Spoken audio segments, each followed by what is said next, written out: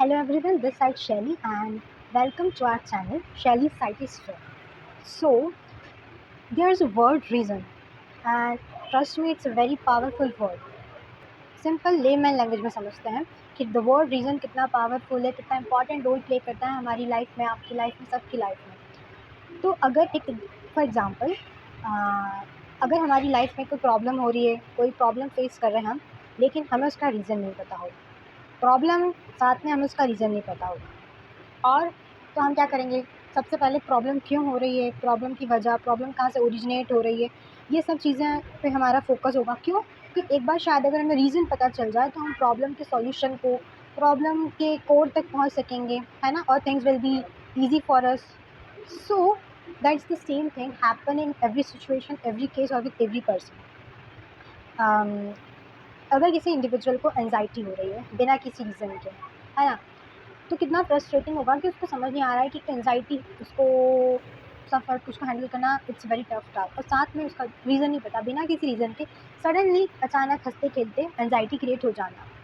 और most of the cases में जैसे कोई चाइल्डहुड एक्सपीरियंसेस, कोई पास्ट ट्रॉमेटिक इवेंट या ऐसा कुछ भी, वो शायद दूसरों के लिए बहुत ही नॉर्मल सिचुएशन होगी, पर उस पर्टिकुलर इंडिविजुअल की शायद it's a very life changing traumatic वाली सिचुएशन।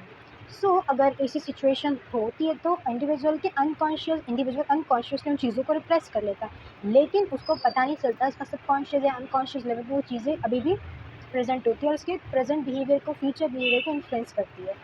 तो कई बार ऐसा ही होता है कि इंडिविजुअल हंस रहा है, खेल रहा है, या मोस्टली ऐसा ही होता है कि इंडिविजुअल जब बहुत ज़्यादा खुश है या बहुत ही ज़्यादा लोगों के बीच में है, तब उसकी एंजाइटी अचानक से पीक पे पहुंच जाती है विदाउट एनी रीज़न। उसको समझ नहीं आ रहा था क्योंकि वो जो चाइल्डहुड एक्सपीरियंसेस या ट्रॉमेटिक इवेंट वाली मेमोरीज कहीं फेड हो गई है, वो शायद उनसे मूव ऑन हो चुका है एक्सटर्नली, नॉट इंटरनली, और उसको इस चीज़ का आइडिया नहीं है।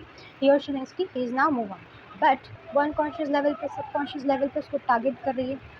तो ऐसी सिचुएशन पे जब इंडिविजुअल बहुत खुश हो या बहुत सारे लोगों के बीच में, अचानक से उसकी एंजाइटी ट्रिगर होती है एंड इट्स टू एग्जॉस्टिंग कि बिना किसी रीज़न के इतने अच्छे टाइम पर अचानक से ऐसा क्यों, अजीब सी बेचैनी, frustration, palpation, sensations and so on start हो जाना। तो वही कि कई बार चीज़ों के, लोगों के लाइफ में हमारी ऐसी चीज़ें आ जाती हैं जो लाइफ टाइम उनके लिए प्रॉब्लम क्रिएट कर जाती है। ऐसा नहीं है कि इसका कोई सॉल्यूशन नहीं है। There is a lot of therapies and lot of treatment options जो कि इन चीज़ों को बिल्कुल जड़ से उखाड़ कर फेंक देते हैं। बट हर किसी को इनका नॉलेज नहीं होता, हर किसी के पास इतने रिसोर्सेज नहीं होते वो हेल्प ले सके, थेरेपीज़ ले सके, या उसको अवेयरनेस ही नहीं होती इन चीज़ों की।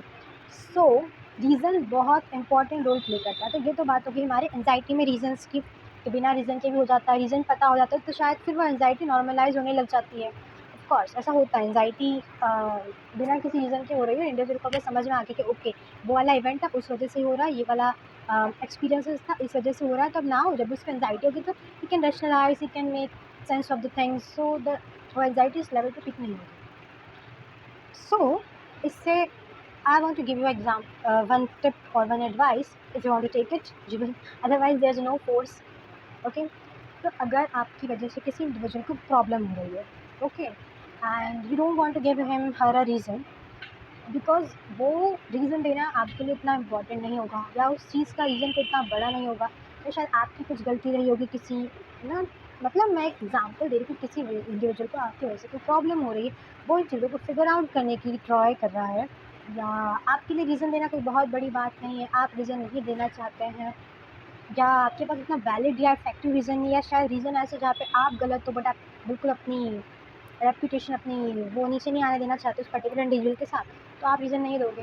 बट ट्रस्ट में ऐसी चीज़ें सामने वाले इंडिविजुअल को बहुत बहुत लेवल पे मेंटली अफेक्ट करती है, और वो स्ट्रेस धीरे धीरे डिस्ट्रेस में कन्वर्ट होता है, and things will interrupt in his her personal life. उसकी डेली फंक्शनिंग अफेक्ट हो जाती है, उसकी नींद, खाना पीना, diet, work, job, personal life, personal relations, उसके एकेडमिक, उसका करियर, हर एक चीज़ में वो पर्टिकुलर स्ट्रेस डिस्ट्रेस में कन्वर्ट होकर इंटरप्ट करेगा, और इसमें उस इंडिविजुअल की गलती नहीं होती, क्योंकि ये वॉलंटरी नहीं, इनवॉलंटरी होता है। इनवॉलंटरी चीज़ों पे कंट्रोल नहीं होता। ट्रस्ट में वो पर्टिकुलर सिचुएशन, वो पर्टिकुलर 15 to 10 मिनट वाला जो एंजाइटी पीक वाला जो फंक्शन स्टेट होता है, वो बहुत वर्ष होता है हर किसी के बात हर किसी के उसकी एबिलिटी नहीं होती कि वो उसको हैंडल कर सके।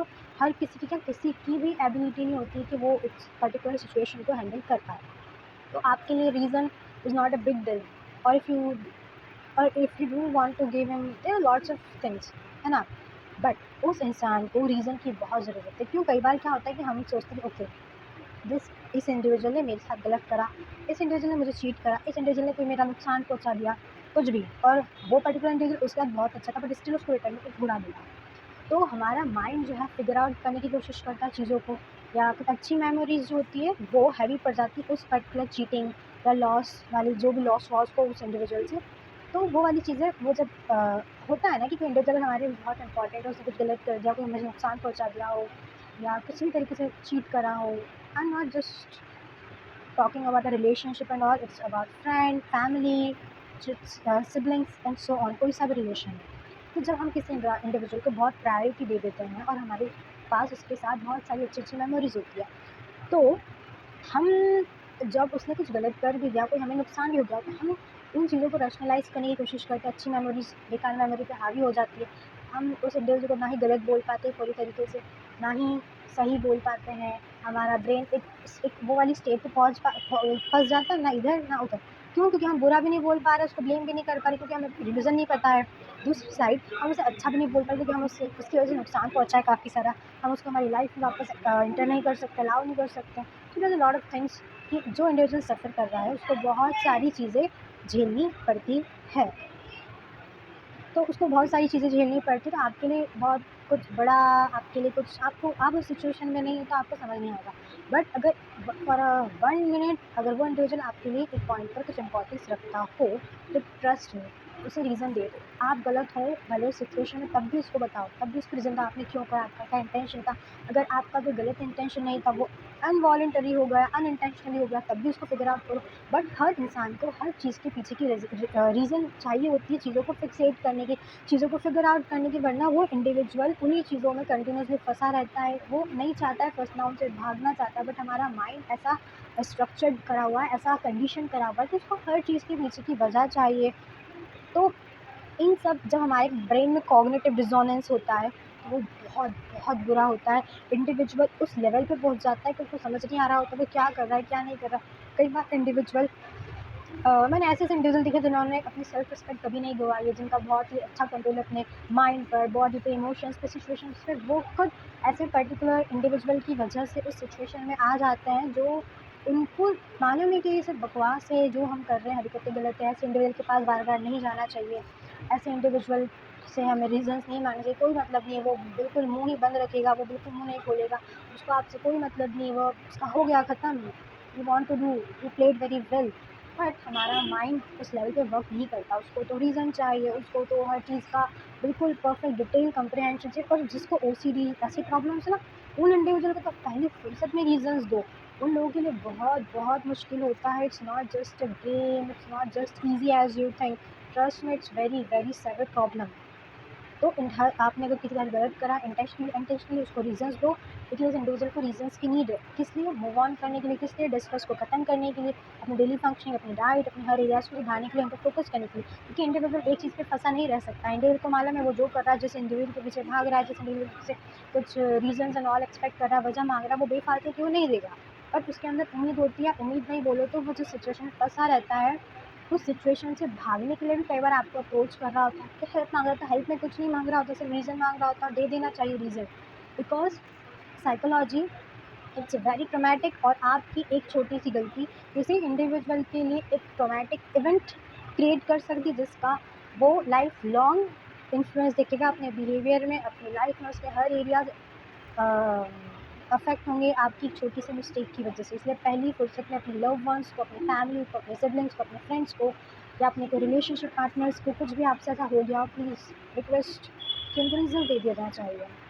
As a psychologist student, I know the things, I know how it's hard to that particular person to figure out the things.